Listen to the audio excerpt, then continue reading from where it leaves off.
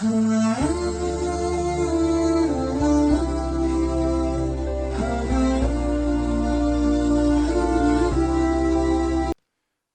ar-Rahman ar-Rahim. Alhamdulillahi wa kafa wa salawatullahi wa salamuhu ala nabiyyin al-Mustafa wa ashhadu an la ilaha illallah wahdahu la sharika lahu wa ashhadu anna Muhammadan abduhu wa rasuluhu salawatullahi wa salamuhu alayhi tasliman kathira amma ba'du. As it relates to the title of today's lecture, Inshallah Azza wa Jal, the days of Allah Azza wa Jal, comes from an ayat in the Quran, in actuality that deals with what happened with Musa salawatullahi wassalamu alayhi and his people from those who believed with him. Radiyallahu anhum ajma'in. When Allah Azza wa Jal mentioned in Surah Ibrahim, وَلَقَدْ أَرْسَلْنَا مُوسَى بِآيَاتِنَا أَنْ أَخْرِجْ قَوْمَكَ مِنَ الظُّلُمَاتِ إِلَى النُّورِ وَذَكِّرْهُمْ بِأَيَّامِ اللَّهِ. Verily, we have sent Musa with our ayat.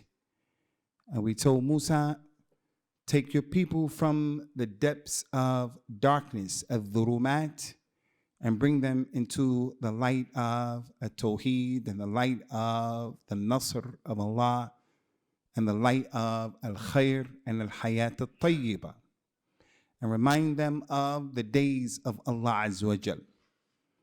The meaning of that ayat, remind them of the days of Allah as it relates to Bani Israel, is that when Bani Israel were under the yoke and under the oppression of Fir'aun and his army and his host, Allah is reminding Bani Israel, remember that situation when things were difficult for you and you were under the yoke and the oppression, the dhulm of Fir'aun. And he used to leave your women folk alive, particularly your daughters, and he used to kill your sons. That was a tremendous fitna from your Lord. Right now, many of the Muslims in the world are dealing with some serious issues. Muslims in China, Muslims in Sri Lanka, Muslims in Palestine, Muslims in Mirpur, over there in next to India. What's that place again? Kashmir. Muslims are dealing with some serious issues. Iraq, Syria. When we look at what's going on in the Muslim world today, someone could be shocked and amazed, and will cause some of our shabab and some of the people from our community want to look at issues just strictly from an emotional point of view. They look at that and say, oh, wow, look at that. We're not the first people in the first community to go through these issues. Bani Israel had to deal with that. I'm going to ask you right there. You people are married, you have daughters. How would you feel? How do you think you would feel? La samahallah. That your oppressor would take your daughter and keep your daughter and your wife and your women folk to be with him and the people with him and kill your sons. How do you think that would feel? May Allah never let something like that happen. Allahumma ameen. So Bani Israel had to deal with that, to the point where other people from Bani Israel and other people of the Quran, they used to be put to a lot of trials and tribulations. حَتَّى يَقُرُ الرَّسُولُ الَّذِينَ مَعَهُ مَتَى نَصْرُ اللَّهِ. They used to say, when is the help of Allah going to come?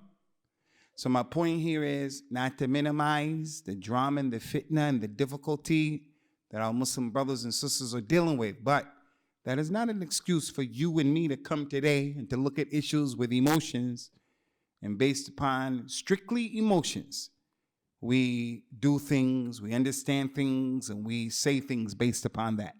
No. So Allah told Musa, take your people from the depths of darkness and remind them of the ayyam of Allah after you bring them into the light of al-Islam. So it has to deal with, remind them how the things used to be.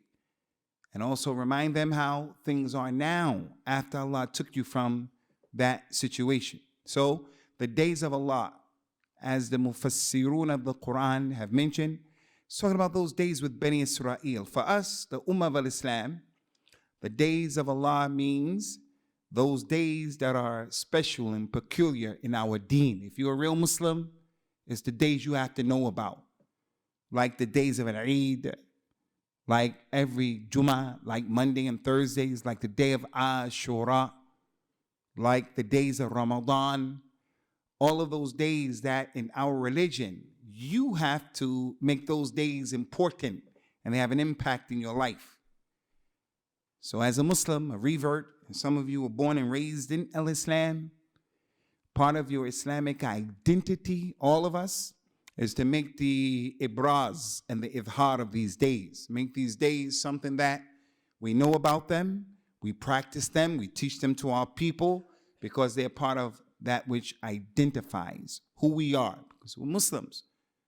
So we want to deal with that issue today, inshallah, and deal with an aspect of it and reminding you of something from the book of Allah Azza wa Jal. So right now, we're in the days of Allah from many angles. One of the angles is we're in the month of Shawwal. The month of Shawwal is important in the life of the Muslim. It's not an ordinary month. It's a month that the Muslim should be connected. Now, I understand, just like you, I'm living here in the UK in the Gregorian calendar. When I write my checks, I'm going to write my checks Monday, Tuesday, Wednesday, January, February, March, like all of you.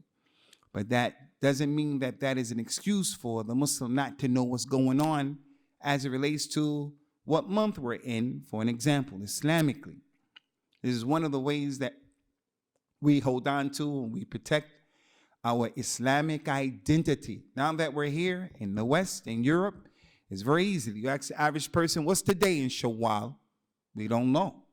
If it's the month of Ramadan, we know Ramadan because we're fasting. But when it's outside of the month of Ramadan, we may not know. No, the Muslim has to be connected to those issues. Again, I want to repeat this, and I said this in this masjid before, I'm sure. I am not calling anyone. When you're going to sign your check, you're going to sign your check, your name, and write who you're going to give the check to. Then you're going to say the 24th of Rajab. I'm not telling you to say that. I'm going to send your check back to you. But what I am saying is you have to be sensitive to being able to memorize the 12 months in the Islamic calendar, for an example. And which one of those months are sacred months? Those are the days of Allah Azza wa Jal. As it relates to Shawwal, and we're not here to talk about the ahkam of Shawwal, but we're talking about the days of Allah. Allah Ta'ala mentioned in the Quran, Al-Hajj, Ashhurum Ma'lumat, فَمَنْ فَرَضَ فِيهِنَّ الْحَجِّ فَلَا رَفَثْ وَلَا فُسُوقَ وَلَا جِدَالَ فِي الْحَجِّ. Hajj are the well-known months. The months of Hajj are well-known. So anyone who tends and plans on performing the Hajj in that particular year during these months, then let there be no argumentation, let there be no lewdness, misbehaving, and let there be no, acting in a way where there's fisk and evil. So the months of Hajj, Ikhwani, are from the days of Allah. And those months are 3. They start in the month of Shawwal, the month of Shawwal.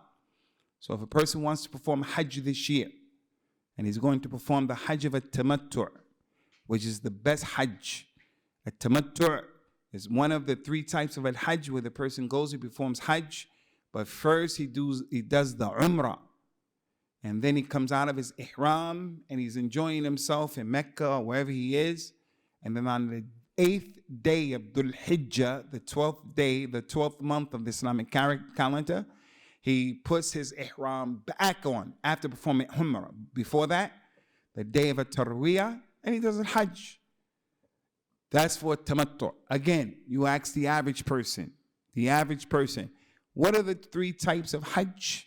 If he didn't make Hajj, he doesn't know. Although the Hajj is a pillar from Al-Islam.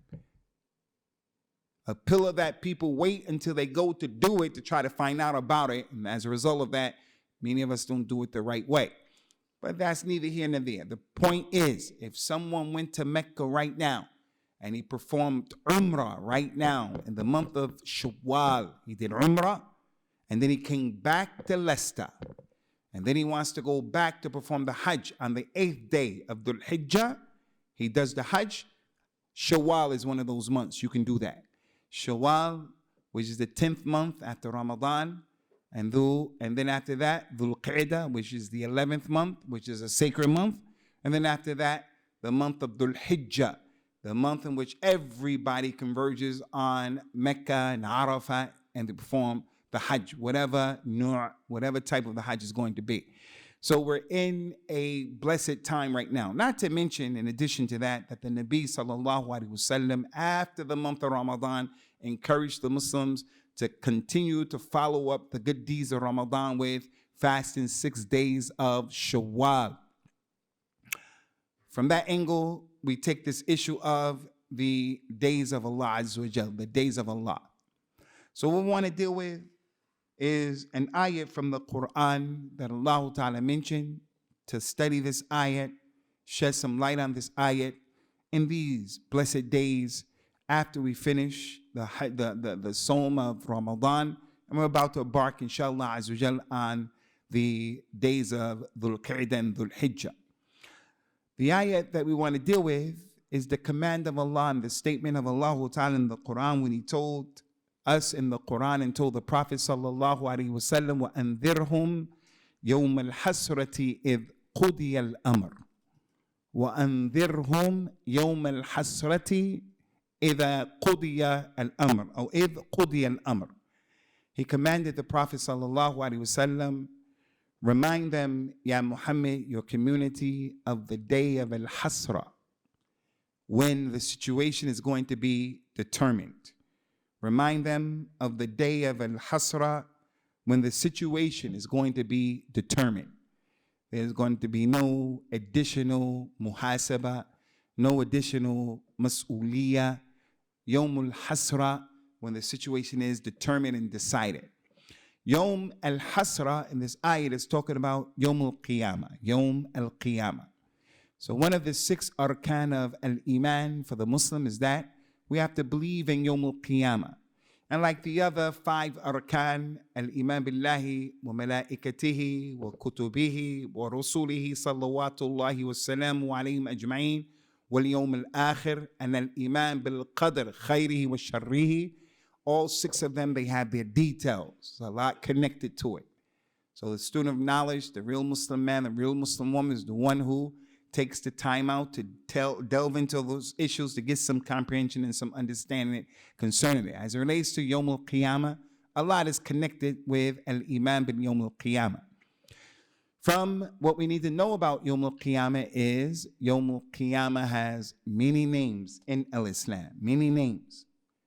It was a practice of the Arab in al-Jahiliyyah before the Prophet was even sent, sallallahu alaihi wasallam, as our scholars, past and present, have informed us. Information for the Muslim and the student of knowledge to appreciate is that the Arabs, from their culture and his wisdom that Allah gave this religion, the Quran is in their language, the last Nabi and Rasul is from them, sallallahu alaihi wasallam. The bedrock of al-Islam, Mecca, Medina, Baytul Maqdis, is with the Arabs. Whether you like it or you don't like it, whether I like it, I don't like it, those Arabs have a special place in al-Islam. Al-Imam Ahmed, rahmatullahi ta'ala alayhi, and what he used to talk about, the aqidah of Ahl Sunnah, he used to say from the usul of the Sunnah is for the Muslim to believe that the Arabs have some special position.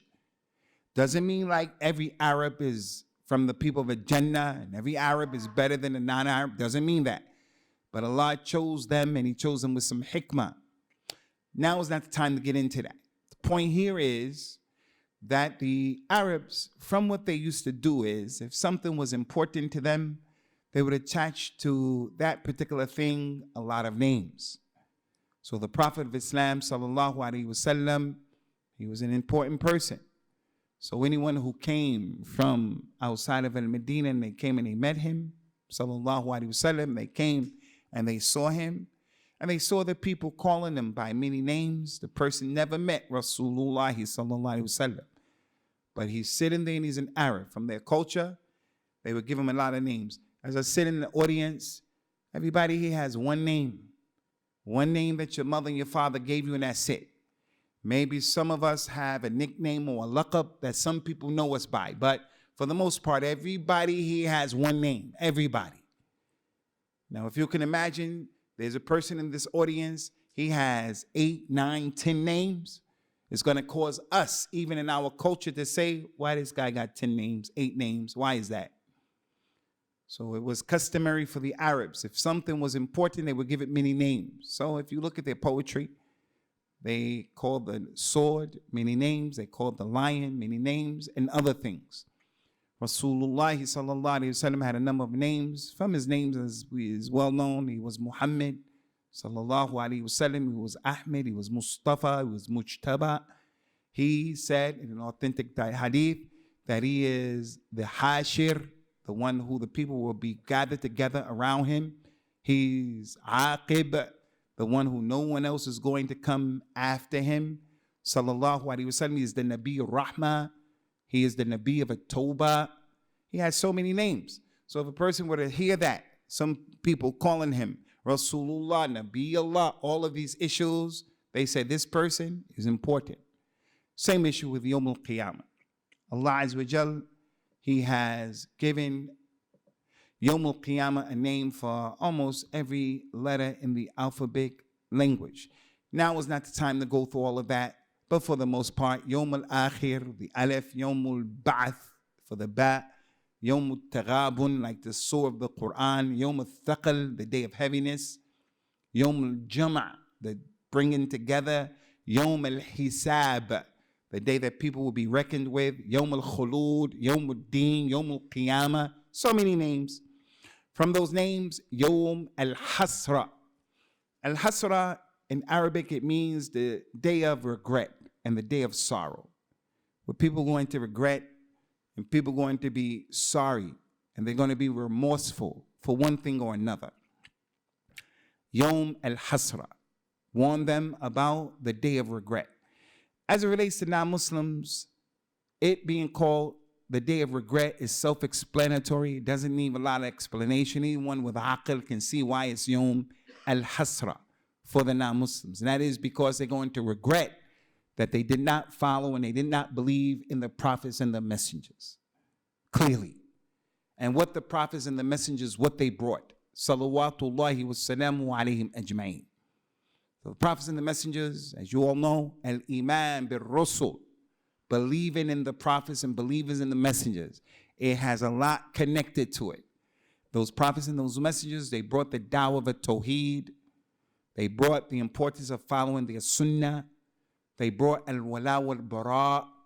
They brought all of the issues that we know are important in our religion. Birru walidain, as-sabr, cleanliness, and nadafa. They brought all of those issues. The non-Muslims, it's going to be Yawm al-Hasrati because they didn't accept that. So many ayat of the Quran shows that and it illustrates that, like the statement of Allah subhanahu wa ta'ala. And as I mentioned, there are many. وَمَا يَأْتِيهِم مِّن رَسُولٍ إِلَّا كَانُوا بِهِ يَسْتَهْزِئُونَ. That's what Allah mentioned. يَا حَسْرَةَ عَلَى الْعِبَادِ. Woe unto my servants. Allah mentioned.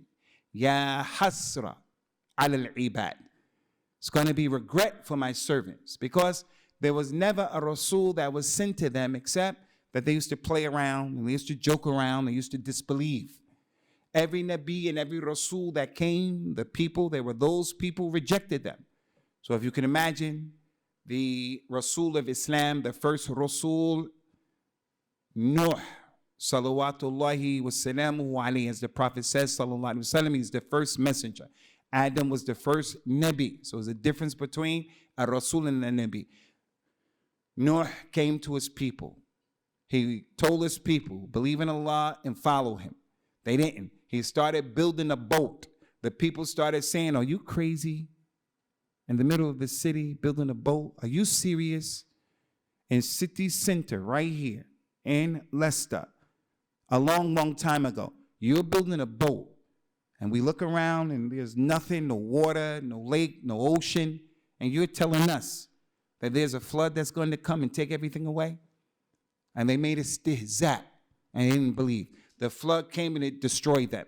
So they didn't follow the Rasul. So you take Nuh as an example, and you superimpose and you apply to everybody who came after him.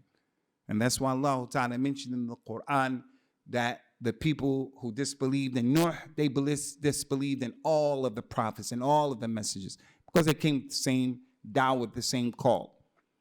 So that's an example of the disbelievers. This ayat is talking about them. Ayat is clearly referring to them. And there are many ayats, as I mentioned, like the statement of Allah subhanahu wa ta'ala, يَوْمَ يَعَضُّ الظَّالِمُ عَلَى يَدَيْهِ يَقُولُ يَا لَيْتَنِي اتَّخَذْتُ مَعَ الرَّسُولِ سَبِيلًا يَا وَيْلَتَى لَيْتَنِي لَمْ أَتَّخِذْ فُلَانًا خَلِيلًا. On that day, the zalim, the kafir, the mushrik, is going to bite on his hands in regret. And he's going to say, oh, how I wish, I'm remorseful, oh, how I wish I would have only followed the path of the Rasul. Woe unto me, oh, how I only wished I wouldn't have taken this one and that one as my friend, because he caused me to go astray after the da'wah and the haqq came to me. So those two ayahs, and other than those two ayahs, go to show Yawm al-Hasrati, the day of the regret, as it relates to the non-Muslims, is clear. They didn't follow the prophets, they didn't follow the messengers, so it's going to be a day of regret. But at that time, the regret would not have any benefit.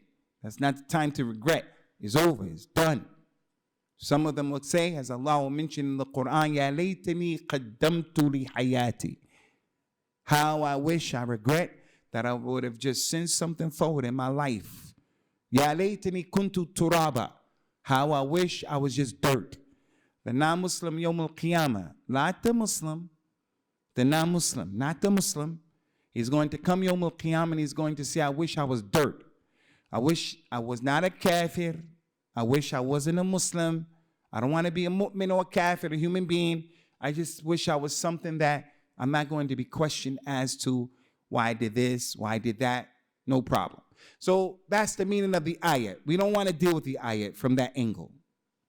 We're not dealing with the ayat as it relates to the non-Muslims regretting Yawm al-Qiyamah, that they didn't follow the Rasul, salawatullahi wassalamu alayhim ajma'in, and what they brought. We're not dealing with it from that angle.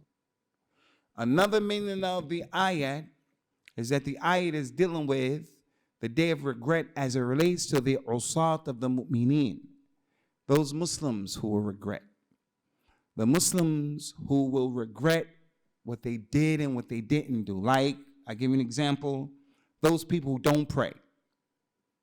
Those people who, even worse than that, their aqeedah is jammed up. They're going to come Yawm al-Qiyamah, they're going to regret that they followed this one and that one and this one and that one with some of the aqa'id that the people have that's just not correct.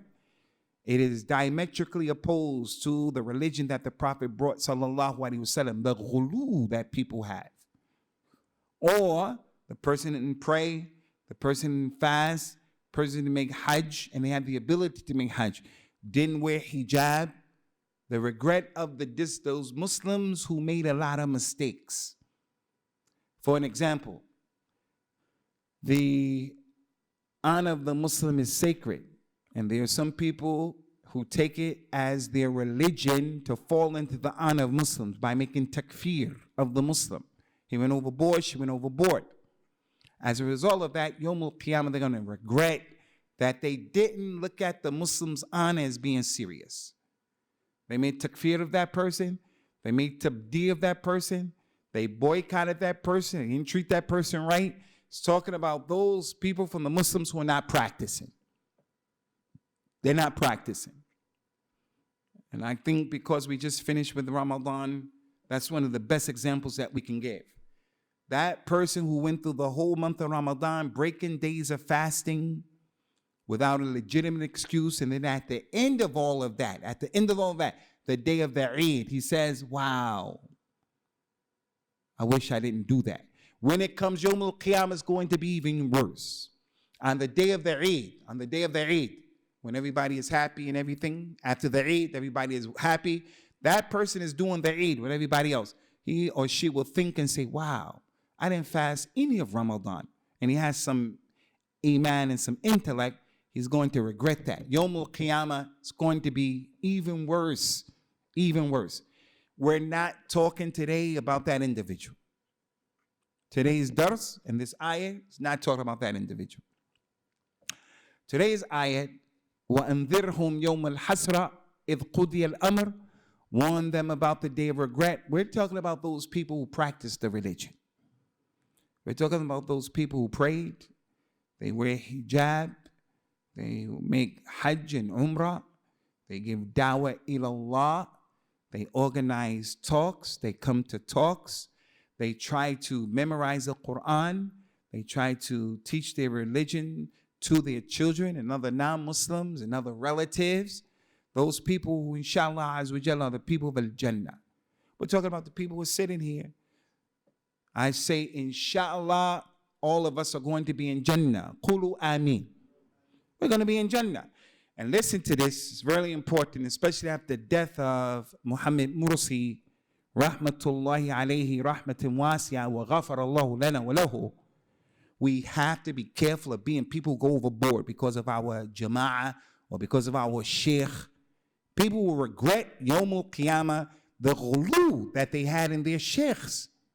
And Abu Hanifa and the other ai of al-Islam, and Ali ibn Abi Talib, and Shaykh Rabi'. And other than that, people will regret that they looked at the haqq and they made the haqq munhasaran. It was just confined in this individual. Don't want to be like that.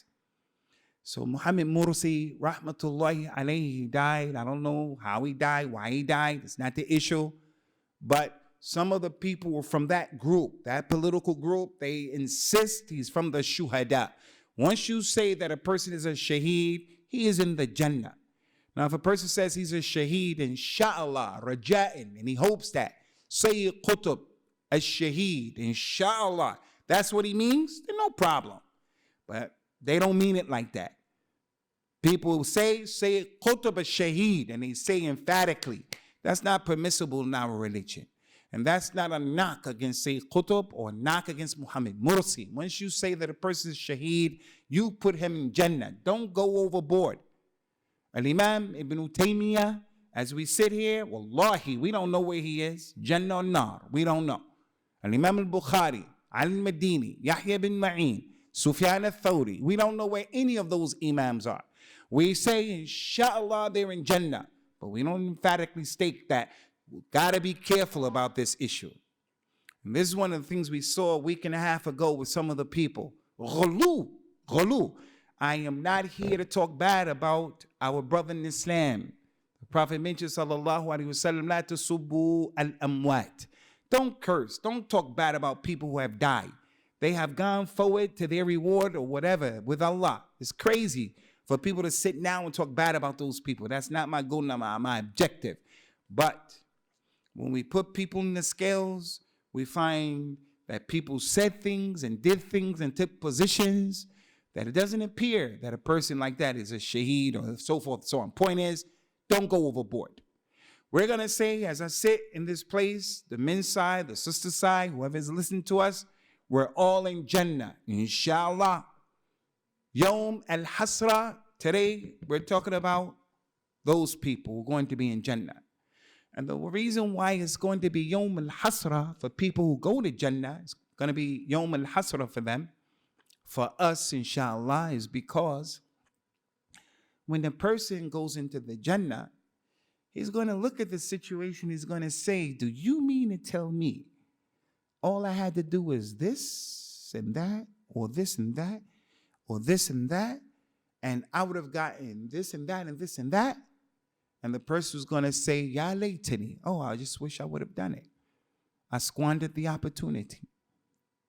They're in the Jannah. And as the Prophet mentioned, sallallahu alayhi wa ala alihi wa sallam, when the people go into Jannah and the people go into hellfire, Allah will say to the Ahlul Jannah, Ya Ahlul Jannah, do you people want anything else? They're going to say, how can we want anything else? You illuminated our faces, you put us in the Jannah, and we have all of this. What else can we ask for? Allah will say to them, no, there's one more thing. And then Allah will remove the hijab that exists between him and his creation, and the ability that they get to look at the face of Allah will be the greatest ni'mah of al-Jannah. People will be in Jannah, and when they're asked, you want anything else? They're going to say, we don't want anything else. We got everything that we want. But when he goes to al-Jannah, he's going to say, wow, you mean to tell me all I had to do was this? All I had to do was that? And he's going to wish that he had done those things. And there are many, many, especially as it relates to the youngsters from amongst us. But it's not exclusively to the youngsters, for everybody. From those issues, ikhwani, and there are a lot, is this issue of forgiving people. Overlooking and forgiving. I don't know your name. I don't know your name. I don't know your name. I don't know your name. I don't know many of your names. I don't know you personally. But you are my brothers in Islam. I can sit here and I can emphatically state, inshallah, that everybody in this masjid has been oppressed by somebody. And sometimes that oppression came from your relatives, came from your mother, came from your father, came from your cousin, your brother, your sister, came from your wife's mother, father, brother, sisters, auntie. Everybody here has tasted and suffered from dhulm. Some of us more than others, where we're still salty and upset that people oppressed us. Unfortunately, many of us have oppressed other people, but we're not talking about that. We're talking about everybody here has tasted oppression. Al-Islam, this religion, the Quran and the Sunnah encourages you to forgive people and to overlook what they did to you, if you have the ability to do that. And we found in the Prophet sallallahu alaihi wasallam, this is something that he used to not do sometimes. He did it consistently. And there's no doubt, some people he didn't forgive, but they were the minority. When he conquered Mecca, he said, everybody is forgiven. Let them all go except 4 people. Even if you find them holding on to the curtain of the Kaaba, kill those 4 because of what they did as it relates to his honor and his irb. They used to talk about his wives in poetry. Sallallahu alaihi wasallam radiyallahu anhu. So a person has the right to say, I'm not forgiving you. He has the right to say that. But those were just a few people that the Prophet didn't forgive. The vast majority of people who hurt him, fought against him, lied against him, killed his companions, he forgave them. And in him we have a perfect example. Yawm al-Qiyamah, when people go into Jannah and they get what they get, the place or whatever, they're going to say, you mean to tell me all I had to do was forgive those people who said that and did this and this and that and this, and I would have gotten this place and that place? Like what Allah mentioned in the Quran, and he mentioned many, many ayat. وَالْكَاذِمِينَ الْغَيْظِ وَالْعَافِينَ عَنَ النَّاسِ وَاللَّهُ يُحِبُّ الْمُحْسِنِينَ. Those people who hold back their anger, they have the ability to have al-ghilza, to be upset. He said those people who hold back their anger and they pardon the people for what they did for them. And Allah loves those people who are muhsineen. Why did he call those people muhsineen? Because people forgive other people in the dunya, although he didn't like what he did, but he says, I believe in Allah and I'm looking for my reward from Allah, so I'm going to forgive you. You don't give me salams, you don't connect to me, you treat me bad, and I'm not expecting anything from you. I'm expecting my reward from Allah. That's the muhsin. So anyone who forgave someone, overlooked someone, he'll be raised in daraja yawm al-qiyamah. Authentic hadith, the Prophet he mentioned, sallallahu alaihi wasallam. And again, it's just not kalam, I'm telling you. Everybody here has somebody who oppressed him. His ex-wife, his ex-wife's husband, somebody oppressed you. Forgive those people. Forgive them for your own good and your own sake. He mentioned, sallallahu alaihi wasallam, man katama ghaythan wa huwa qadirun ala an yunaffidhuhu wa yunfidhuhu. خيره الله سبحانه وتعالى يوم القيامة من الحور عين ما شاء. Anyone who has the right and he has the ability to get angry and he can execute his anger on his kid, on his wife, somebody in the street, and coming over here has some issues with some white racists on the train. I don't play with those guys myself. I don't play with those guys. A lot of antisocial behavior on those trains, and most of the people are quiet. I don't play that. I don't play that at all. I will open up a big can of something on them people. But on my way over here, I saw those people were drunk, and I really didn't get involved in it. I didn't get involved with the ignorance that they were spewing out in the train and the irrational fear and hatred that they have of other people. So it's just not about your relatives and people who are close to you, or even Muslims. Anyone who has the ability to execute his anger, he can do something. Punch him in the face, put him in a coma. He can scream, shout, holler, swear, curse. He can do that. But he holds back. The Prophet says, sallallahu alaihi wasallam, anyone who does that, he will be given the opportunity by Allah to choose from any of the hura'in that he wants to choose from. I want that one, I want that one, I want that one. Yawmul Qiyamah. So this ayat is an ayat that encourages us, and I want to be the voice of reason and the voice of dhikr for all of you. Let it go and overlook what people did to you. Those people who you know, when I say everybody has been oppressed, everybody, that person or those people come to your mind, let them go. Because Yawmul Qiyamah, the ability to be in Jannah is not going to be equal. And when I say that to you, I have to say that to myself. I feel that I've been oppressed by some people, number of people, but one group in particular, the people of Ghulu, go overboard. They make tabdi of you. They tell people don't listen to you. They lie about you and your dawah and so forth and so on. I want to say here today that I forgive those people. I cause Allah to bear witness to that and you. But if they keep going, I won't forgive them. And Imam al-Nawawi, rahmatullahi ta'ala alayhi, he used to say, any Muslim who did wrong to me and oppressed me, I forgive you. But anyone who calls me Muhyiddin, the one who gives life to the religion, I won't forgive you. Because he didn't like that laqab, that nickname. He said, when did the religion die? Until I became the one who gave life to it. And that's a dalil of his tawadi'. So when we look at the Prophet sallallahu alaihi wasallam, we have in him uswatun hasana. Liman kana yarjullaha wal yawm al-akhir. Perfect example. The Nabi sallallahu alaihi wasallam used to forgive people consistently. So I want to say here now, I forgive those people of al-ghulu, al-ghulat, that dawah of bullying people and all that. If they stop, but if they keep going, I hold them accountable, Yawm al-Qiyamah.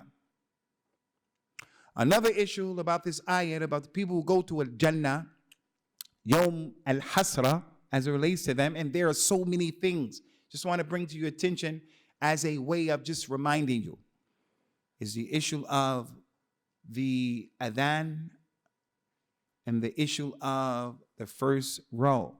Especially for you younger people, especially, or you people who pray in the masjid. The people who pray in the masjid are not like the people who don't pray in the masjid. The companions, Ridwanullahi alayhim ajma'in, they used to look at a person, and if that person came to the masjid, they said, that person has iman, he's a Muslim, inshallah, mu'min. But if there was a person who didn't pray in the masjid, they said that person is a munafiq. Or they lean towards something is about his iman. It's not, something is wrong. So coming to the masjid is one of those signs that indicate and show the person is a Muslim and mu'min. That was the mizan that the companions used to use, radiyallahu anhum. So they said about themselves, so one of us would come being carried to the masjid by two men if we were sick. They wouldn't be like what's the norm today. Person never ever prays in the masjid except on Friday or except on the Eid day or something like that.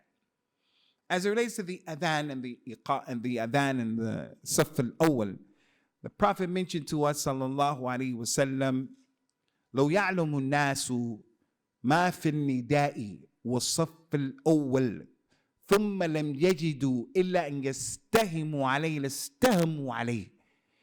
If the people only knew the virtues of what was in giving the adhan and the virtues of praying in the first row, if they only can determine who's going to make the adhan and who's going to pray in the first row by drawing lots, that's the only way that they can determine, then they would have done that.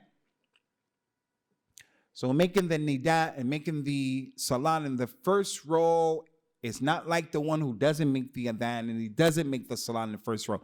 As it relates to the salah, or before that, the adhan, because he mentioned it first in the hadith.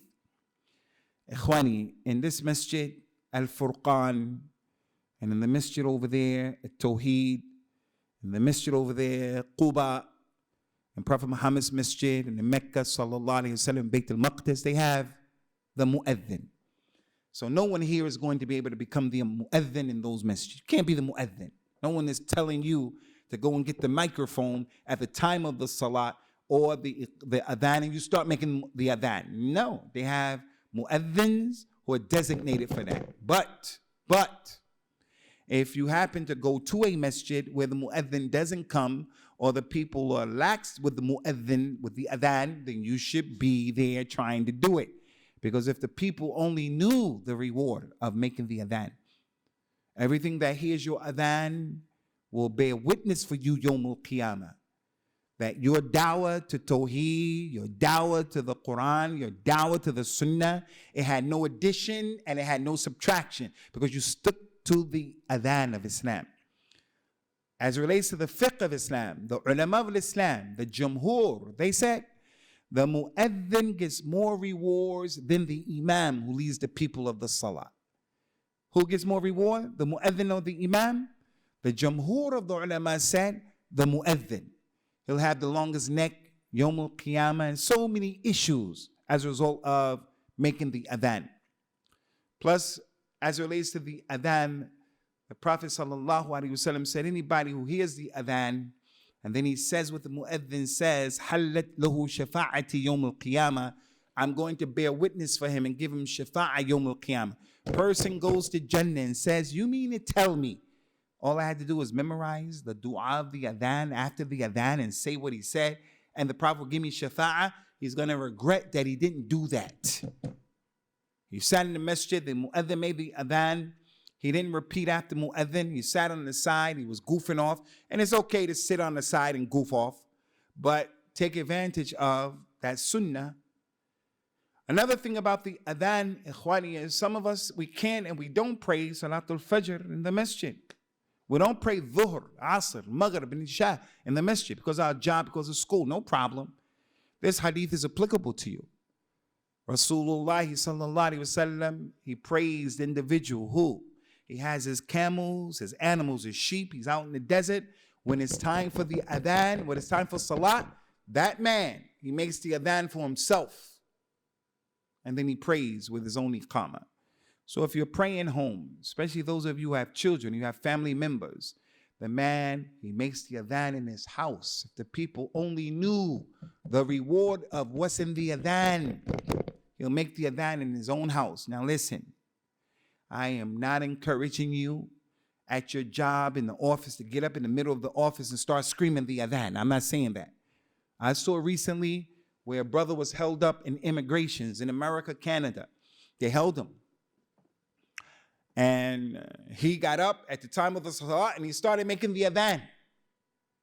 And the immigration police, they don't like that about you. In America, in Canada, you leave the UK and you try to go to America, they say, nah, you can't get in, go on the side.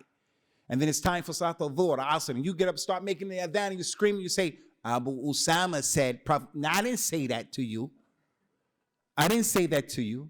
I said to you to use your intellect in the middle of the court. In the middle of the court. You're in court, someone's in court, it's time for Salat al-Dhuhr, you stand up in the middle of the court with the judge, and you start making the adhan, and you say, Prophet Muhammad said? No. That is not the meaning of the hadith. Inna al-Islam bada ghariba wa sayudu ya'udu ghariba fatuba lil ghuraba. Islam began as a stranger. It's going to return as a stranger. Jannah to the strangers. Islam doesn't want you to be strange. Doesn't want you to be weird and strange. Islam wants you to fit in and not to stick out like a sore thumb, but to fit in with the Muslims and don't do things and act in a strange way. Now, if the people are all doing craziness and you're holding on to the haqq, then that's the meaning of the strangers. But not you intentionally trying to be weird and different and strange, wearing long hair like you're the mujahid, wearing long hair, wearing your thobe up to the knees. No, The thobe goes to the middle of the sock. It doesn't go above that. I don't know. What's the deal with these flies or this particular fly? I don't know what the deal is.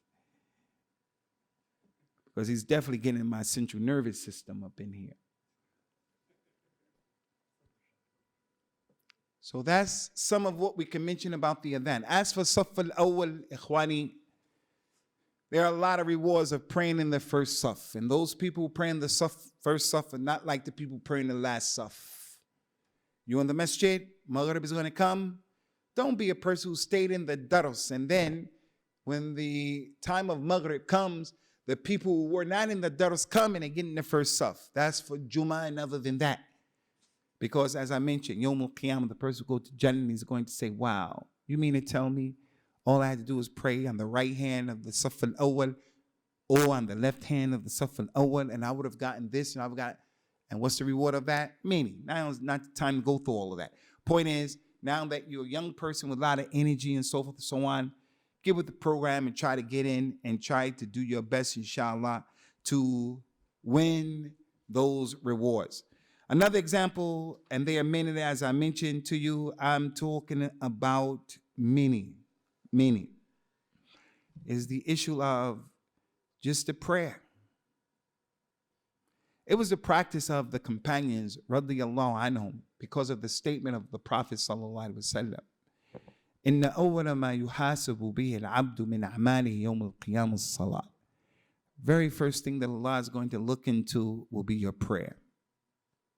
If your prayer was good, the way you did it mechanically and the khushu' and the essence of the prayer, the time in Jama'at, if that was good, then the rest of your deeds will be good. Your birr walidain will be good. Your sabr, your nawafa, cleanliness, everything is going to be good. How you dealt with your neighbors, all of that, your wife, your husband, your children. If your prayer was good, everything else will be good. Because the salat prevents the munkar and the fahsha, stops you from doing craziness. Because you have to stand before Allah. So when you stand before Allah with the right frame of mind, you get those rewards and the benefit of praying. But if your prayer is lacking and wanting, the rest of your deeds will be lacking and wanting. Allah will say to the malaika, and He already knows, look at my servant. If his prayer was lacking, look to see if he has any nawafil, sunnah prayers. Sunnah is connected to Fajr, Dhuhr, Asr, Maghrib, Isha. When you come into the masjid, pray 2 rak'at. Duha, Salatul Duha, At-Taraweeh, whatever it is. And Allah would take those prayers, those sunnah prayers, and He would clean up and strengthen your wajib prayer. And then all of your deeds will be like that. If you make Hajj or Umrah and you didn't do it good, the extra Hajj, the extra Umrah will come to clean it up. We have that concept in our religion. So the companions will come Friday. They will come to the masjid on Friday. And they will come early. They wouldn't come 1 o'clock, 1:15 when the salat began. They would come 10 o'clock, 10:30, 9 o'clock. And they would get in the first row and they would start praying. 2 rak'at, Assalamu alaikum rahmatullah. 2 rak'at, Assalamu alaikum rahmatullah. 2 rak'at, 2 rak'at, 2 rak'at, 2 rak'at, as many as you want. 100, 50, 80, 100,000, no number connected to it. There is no sunnah before Jummah like 2 rak'ahs or 4 rak'ahs. As many as you want. And then when the Prophet came out and got on the minbar, sallallahu alaihi wasallam, he said, Assalamu alaikum, they would stop. One of the reasons that they did that was that prayer will help to increase those prayers that you used to didn't make. I see many of you Somali, some of you revert, some of you different parts of Africa, different places. He wasn't praying when he was a teenager, 12, 13, 14, 15, 16, 17. He just started praying. You're responsible for those prayers you lost. And you don't make them up by trying to make them up how many prayers I missed. You can't do that. They're gone. The way you make those prayers up is to make extra sunnah prayers. I'm a revert. Some of you reverts. There was a time when, as a revert, you missed Fajr here, you missed this prayer here, Your iman was weak over there. You didn't pray. You missed this. Everybody, that happens to people. How do you make that up? You make tawbah to Allah Azza wa Jal, and you make those extra prayers. Not just extra prayers on Friday. Salatul Taraweeh, for an example, that's one of the motivations in Taraweeh, to keep going, because you missed prayers. You messed them up. Also, Salatul Duha, for an example. Al-Muhim, the important thing is, don't be a person. Now, us, in the month of Ramadan, we were praying, and everybody here prayed more prayers. We were praying witr more. Now in Shawwal, we don't pray not even one witr. That's a sign of a Ramadan that was not successful, and Allah knows best. We were praying in the month of Ramadan. Everybody here pray more prayer in Ramadan. We pray witr more in Ramadan. Maybe you didn't get all 29 days you pray witr, but you pray more witr in Ramadan. Now in Shawwal, from the days of Allah, I don't pray any witr. That's a sign of a Ramadan that was not successful, because we have to keep going from what we did in Ramadan to the best of our ability.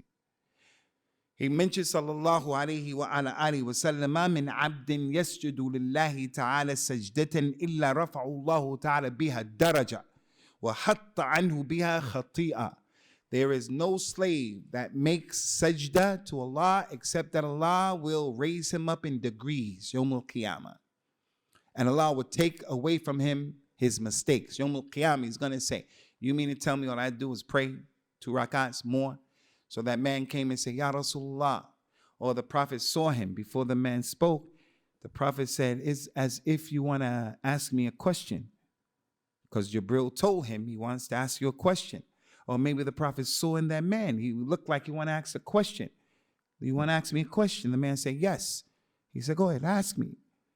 He says, أَسْأَلُكَ مُرَافَقَتَكَ يَوْمَ الْقِيَامَةِ. I ask that I'm with you, Yawm al-Qiyamah. I want to be next to you, Yawm al-Qiyamah. He says, sallallahu alayhi wa sallam, أَوَلَ غَيْرَ ذَلِكَ. Can you ask something else? I can't guarantee. Hey, boy. Hey, little man.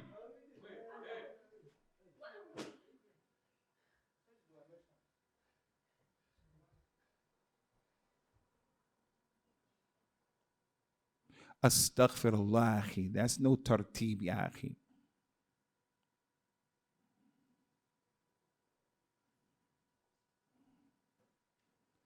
هي صلى الله عليه وعلى معلم عيد كلم هذا الولد يا أخي بالغ واعتدى.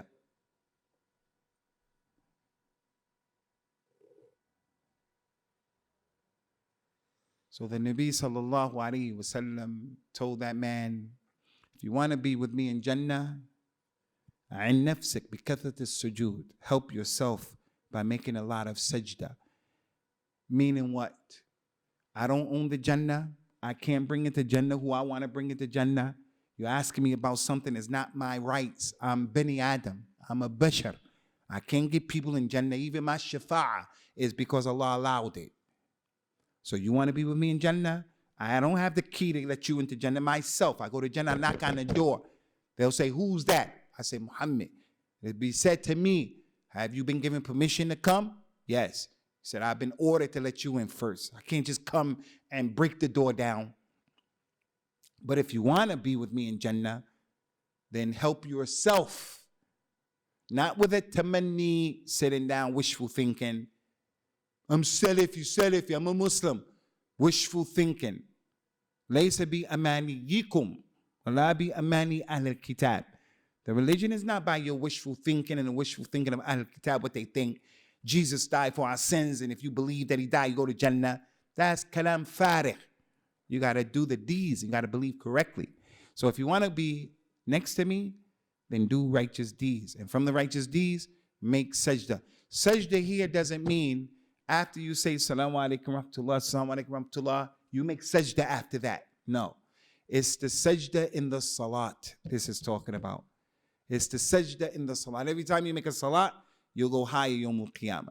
Some of the scholars said also we can't exclude the sajda of tilawah of the Quran, the sajda of ash-shukr, and so forth and so on. All right, the last thing we want to mention, Ikhwani, because we got to get out of here. The time is really running. And there are many issues that can be mentioned. All of those things that you can think about in this religion that told you do this, do that.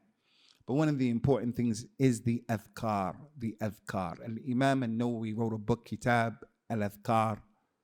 Many of the scholars, Imam Abu Bakr ibn Abi Dunya wrote a book, and Imam al-Suyuti, they used to write these books about the adhkar because the adhkar is the important aspect of the life of the Muslim. You may not be able to get in front of the people and give a lecture. You may not be able to give the khutbah. You may not. But you can be a person who is prolific and you know what you're doing when it comes to the adhkar of al-Islam. Those basic adhkar of putting your clothes on, going into the house, coming out of the house, before you eat, after you eat, before you go into the toilet, akramakumullah, and all of these issues, al-adhkar. One of the people who I have hasad, ghibta for is that Shaikh Muhammad ibn Sa'id al-Qahtani, who died a few months ago, could have been a year now because time is going so fast. He wrote that book, Hisnul Muslim, the Citadel, the Fortress of the Muslim, been translated into every language. That book is in everybody's house. Everybody's house. You can be a scholar in the adhkar, meaning you know the adhkar. But you won't want to be, we don't want to be those people who, we're Muslims, but we don't know the basic adhkar. Those adhkar that are connected to important aspects of our lives. The adhkar after the salat. The person goes to Jannah going to say, you mean to tell me, all I had to do is say, subhanallah, alhamdulillah, la ilaha illallah, Allahu Akbar.